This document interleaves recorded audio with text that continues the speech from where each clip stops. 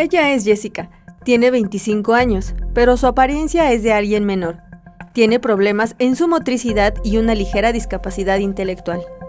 Es alumna del Pilares San Simón, y a pesar de que es un poco tímida, nos cuenta sobre los talleres a los que acude. Bailar, todo eso, computadora, todo eso. Su condición ha generado que instituciones académicas o centros de atención especial no la acepten, nos cuenta su padre.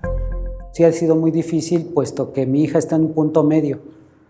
No puede recibir ayuda de CAM porque dice que no está tan como para ir a un CAM.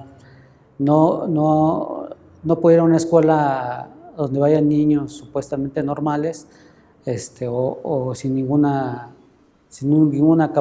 discapacidad o capacidad especial.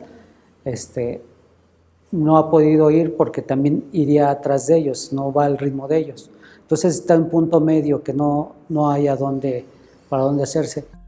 Pero un día, mientras caminaba con sus padres, se encontraron con el Pilares en San Simón en la alcaldía Cuauhtémoc y decidieron preguntar por los cursos. Jessica comenzó a acudir a clases de computación, regularización y zumba, lo que le ha ayudado a mejorar su condición. Era muy insegura, la niña ya adquirió cierta seguridad, tanto simplemente para subir y bajar banquetas, sus movimientos eran muy torpes, ahora ya no, ahora ya los hace normalmente, en su lectoescritura ha mejorado, en sumas y restas, a pesar de que ella siempre ha contado con apoyos de USAER y en escuelas oficiales regulares, pues no había un gran avance.